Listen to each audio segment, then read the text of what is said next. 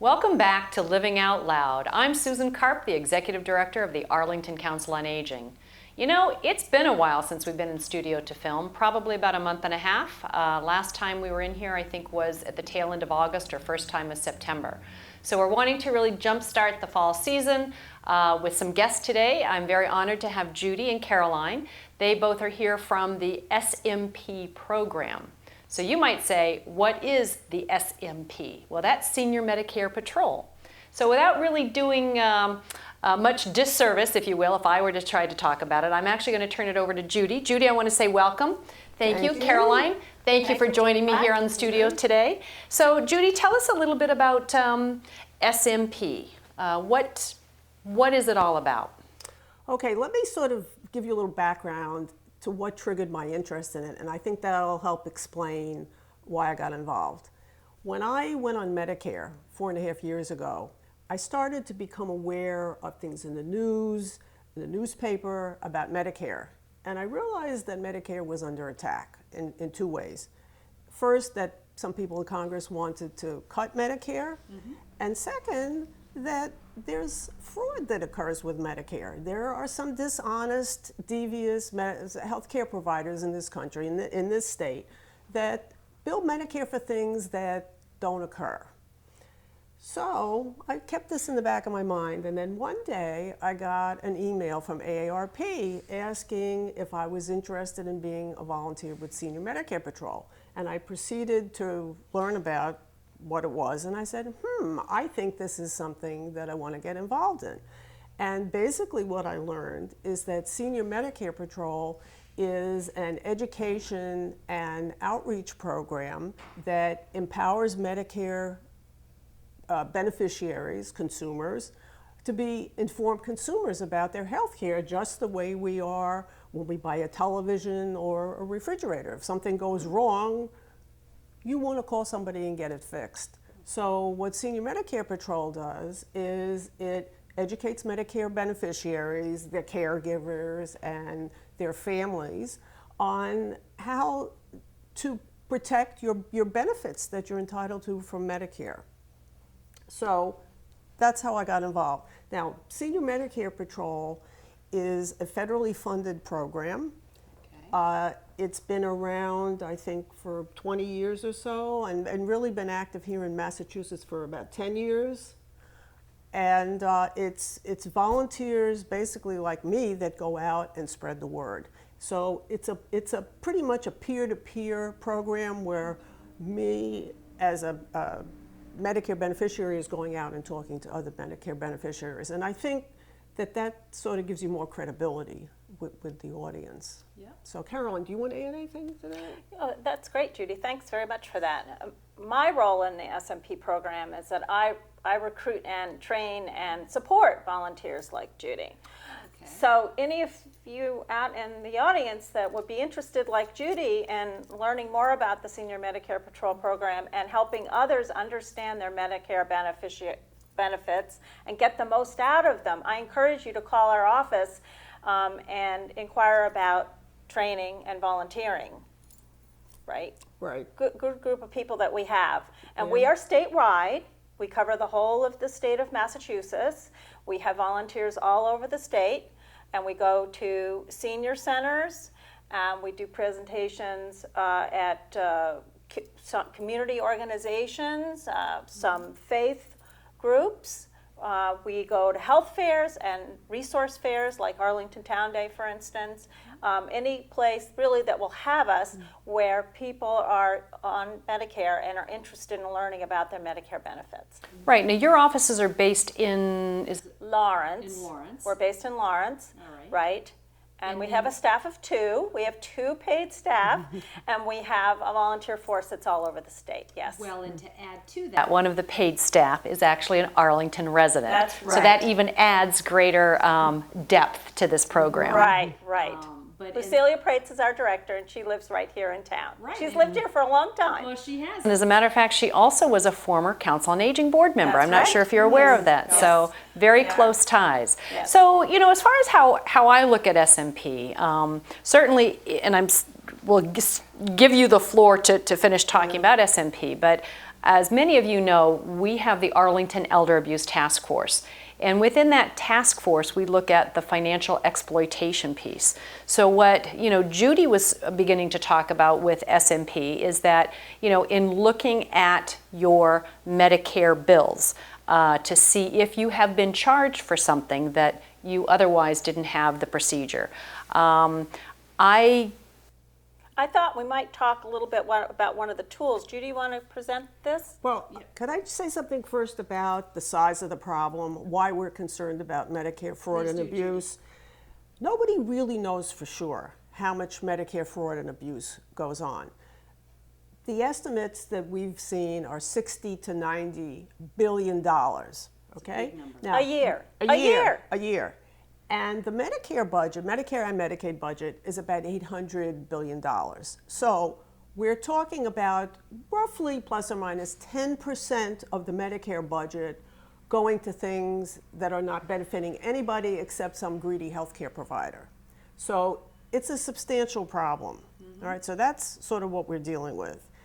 So how does it happen? Well, one of the reasons it happens is a healthcare provider will bill something to Medicare that didn't actually occur. I'll give you an example. This is my favorite case that I have found. There was a doctor in California who had 42 Medicare patients, and he was billing Medicare for each of those patients an average of 32 level 5 visits a year. I don't know anybody who's ever gone to the doctor and had a level 5 visit. It's 2.5 hours.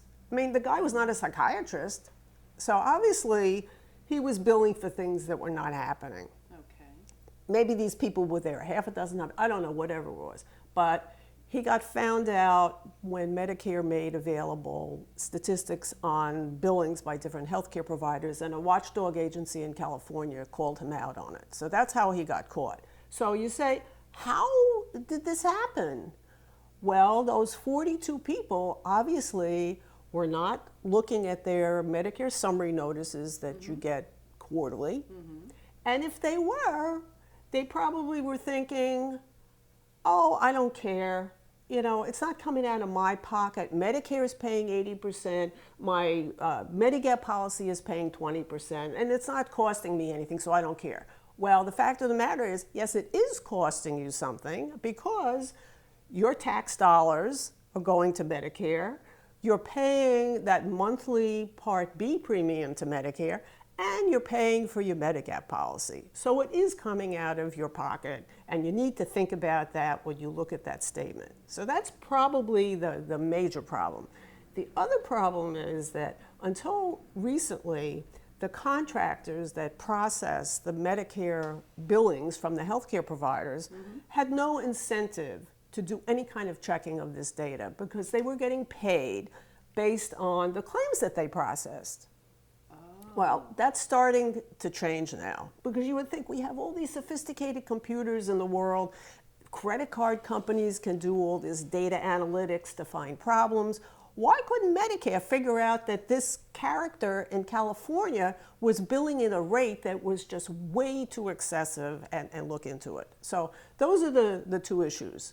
But the first one that I talked about in terms of being responsible as the beneficiary, that is huge. And that's where all of us Medicare beneficiaries are in the front lines of dealing with this problem, and we just need to take responsibility and look at what's getting billed to our account.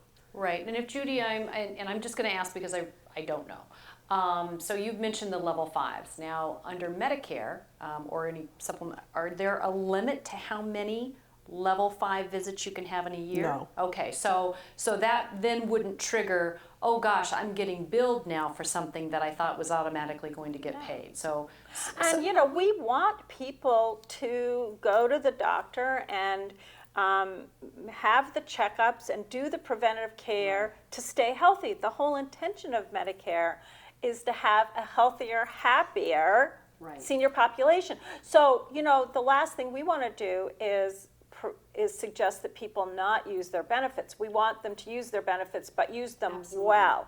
And I think that we want to make sure that our mission, the Senior Medicare Patrol mission of reducing the amount of errors, fraud, and abuse within healthcare. The intention is so that Medicare is there for us, for our children, and for our grandchildren well into the future. Right, and I think too is what oftentimes you don't, we personally don't feel the impact unless our benefits are cut.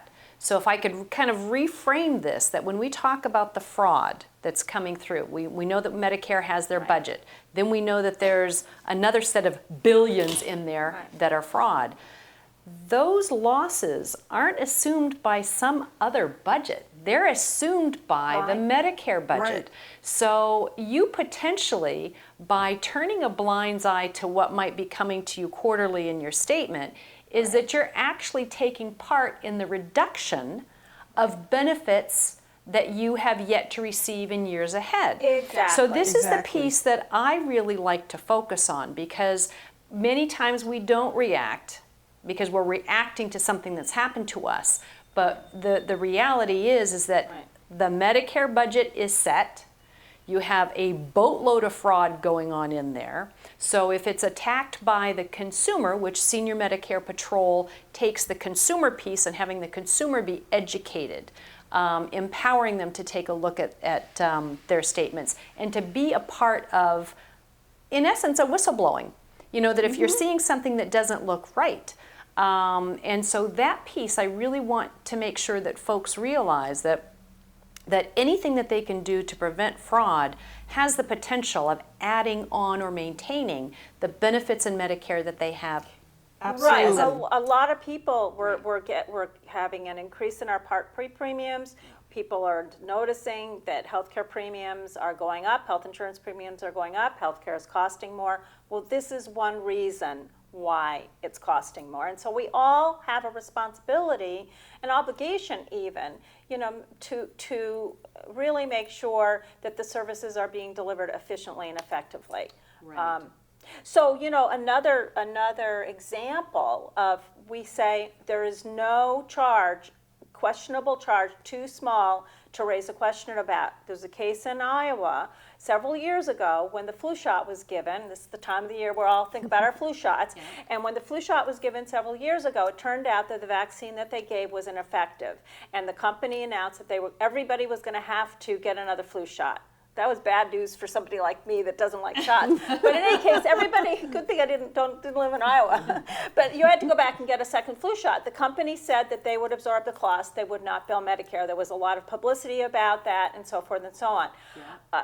A couple months down the line, a woman opened up her Medicare summary notice and noticed that Medicare had paid twice for her flu shot.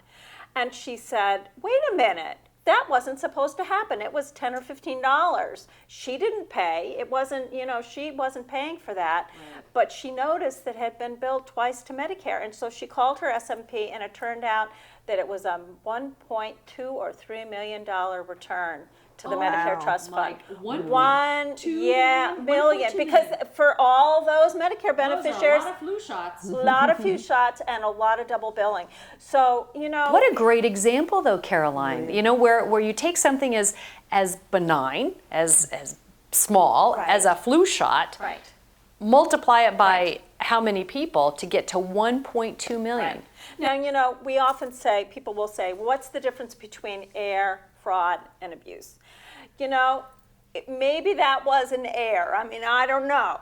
I have another example, similar. Several years ago, I broke my little baby finger, okay, in two places. I tripped and fell, okay. And a couple months after, I was already in the physical therapy, I got a call from a collection agency saying I hadn't paid my radiology bill. And it was only a $30, $40 bill, and I recalled paying it, and I said, I'm not going to, you have to give me some more information. Now, that's another thing we often say is, you have a right to accurate information from your providers. Don't let somebody say to you, oh, it's just a bill and you owe it. Don't pay for it unless you know what it is. So I hung on the phone with that collection agency. I told them they had to send me the bill a second time. It came, and I put the two bills next to each other, the one that I had paid and the one that they said I owed. And it turned out one of them was a billing for a finger x-ray and the other was billing for a hand x-ray.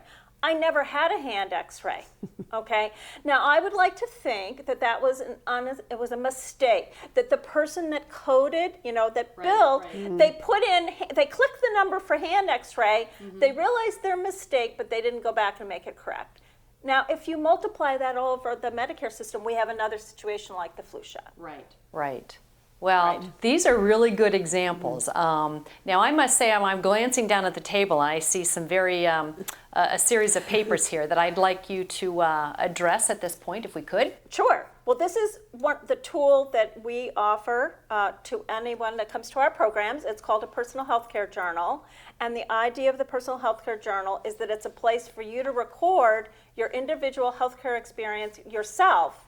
And then you have it to match up against your Medicare summary notices. Judy, you want to walk people through this? So you can just mention some of the things that maybe they would keep track of. Okay, well, there's some pages where you can record, you have some ongoing medical conditions, sort of what the state of your health is.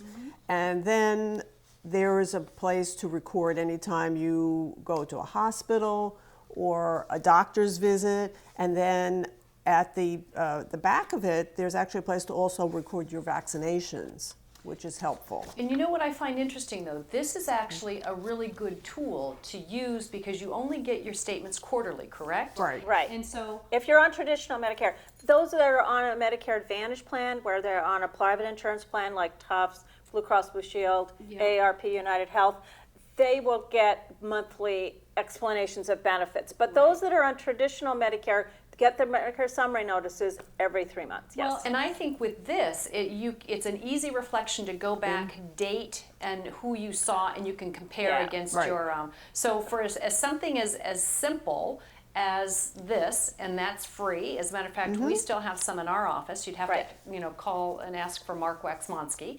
But that's an excellent tool to be able to check. And I want to point out one more thing in it. We've recently partnered with Consumer Reports. We all know Consumer Reports. They're doing a program called Choosing Wisely, their Choosing Wisely campaign. And in the back of our healthcare journal, you'll find 5 questions to ask your doctor before you get any test, treatment, or procedure. Because the fact of the matter is, part of what this $60 to $90 billion represents are tests and procedures that are unnecessary, okay? Again, I'm gonna use my mother as my favorite example. My mother's 87 years young, and she's happily she's in good health, knock on wood. She has a little bit of a mobility issue, but other than that, she's doing quite fine in her assisted living. However, ever since she turned about 83, we've been having a conversation about whether she needs an annual mammogram, okay?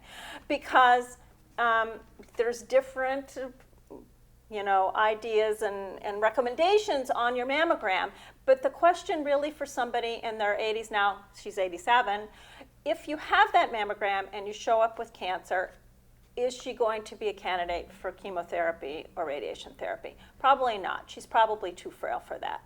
So at some point, I want my mom to ask, do I need this mammogram? I want her to ask her doctor, do you think I really need this mammogram? Or do you think I can have it every 2 years or maybe every 18 months? I want my mom to stay healthy. I want her to live as long as possible. But I also want her to understand that there's a risk to that mammogram as well, because it is an x-ray. It's radiation that you're subjecting your body to. So in other words, one of the first question on this list is, do I really need this test or procedure? The next question is, what are the risks and side effects? The third one is there a simpler, safer option? Fourth, what happens if I don't do anything? Those are all really good questions. And then the fifth one is, how much does it cost? And will my insurance pay? So these are right in the back of the Personal Healthcare Journal, right there. When you don't even have to remember. You just have to flip to the back. You can say, I need those. Right. You take your healthcare journal with you when you go to the doctor's office. We have these actually in not only English, but 5 other languages. We also publish them in Chinese. Let's see if I can pass this test. We offer them in Chinese, Korean, Portuguese, Russian, Spanish, and Vietnamese.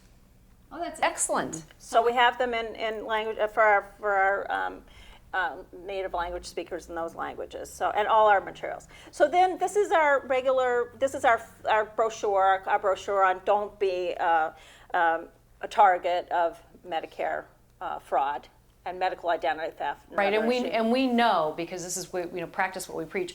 Medicare is not going to call you on the phone. They're going to send you something in the mail. So if you get a phone call from Medicare saying your benefits are going to be cut unless you give us your Social Security number, that's fraud. That's scam. That's a scam, and you should hang up. You should hang up. Just don't answer. Don't answer, or you just don't give it. Not the last 4 digits, not the last 6 digits of your social, nothing. If you know, the only time you would get a call regarding your Medicare benefits is if you went to the doctor's office and say they recommended that you get a brace, and the company's going to call you to ask you some information about shipping and so forth. Then it's okay to deal with them, but you should know that you're expecting that call. And even better if you called them, rather than waiting for them to call you.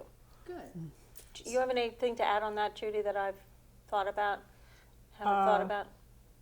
No, I think you did a good job. Yeah. Well, that's good. Well, we've got probably just a few more minutes. So okay, let me show you. We'll talk a little bit about. We have a little flyer here that tells a little bit about our program, what we've talked about today, which we call At a Glance. These are also available at the Council on Aging office.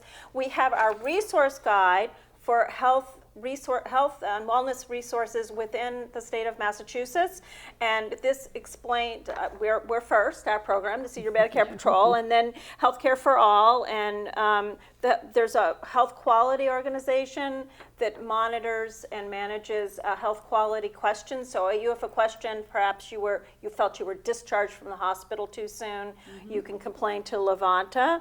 The Attorney General's office, we often report, when we have reports of scams, sometimes they go directly to our AG's office and so forth on the back. I won't go through all of these, but we'll point out at the very end, we have a listing of some assistance programs for people on low income, for ways that they can get help paying for their prescriptions and so forth. Right. And finally, you had a question? No, what I wanted to add very quickly with that is that, at the Arlington Council on Aging, we're very fortunate because we have 2 social workers, we have an intake and referral specialist, we have a nurse, and we have 3 or 4 Shine counselors now that are assigned to our office. So many things that are addressed on that sheet. If an Arlington resident, if you have some questions, even though that's a very good information sheet, you're always able to give our office a call. You can meet with someone face-to-face, and we can help you with that as well. And the SMP program is a partner program to Shine. So we often say, and we recommend that people see their Shine counselor often first. That's the first line of defense. Yeah. This, of course, is the open enrollment period, so all of you out there should be making your appointment with your Shine counselor. It's really recommended that you do this once free a year. Of charge. Yes, you have until December 7th. And I don't want to hear from you on December 6th. Right, please come soon. Yes, okay. And then one other thing I want to remind people about is this book that you've been getting in the mail. This is familiar to everybody who's on Medicare, the Medicare and You book. We often say we highly recommend it for insomnia because it'll put you right to sleep.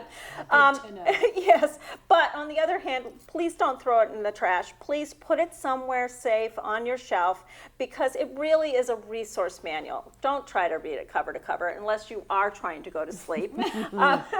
But we might keep it on the bedside table for that purpose. But keep it in a place where you know where it is, because if you're going to, for example, if you're going to go in for hip surgery or some other kind of treatment or event, hospital event, and you want to know whether Medicare will cover it and what it will cover at what rates.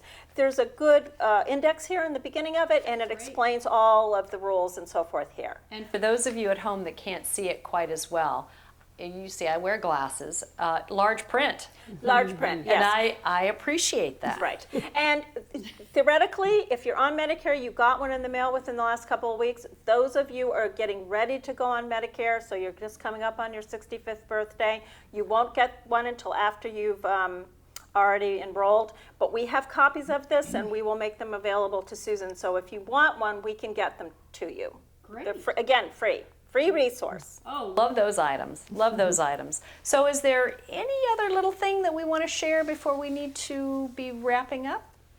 The other thing that we didn't talk about is one of the messages that we give people when we go out and do the talk is that you shouldn't carry your Medicare card in your wallet. We've all been told don't carry your Social Security card a long time ago. But for most of us, the Medicare card has our Social Security number on it. And if your number gets compromised, it's not like a credit card where Medicare is going to give you a new number. You're stuck.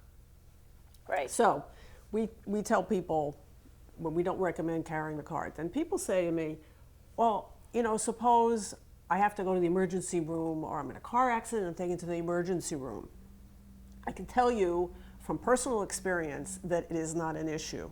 If you end up in the emergency room, which I did, and my husband and I both did within the past year, you give them your number verbally, they have a way of checking it. You are not going to be denied care.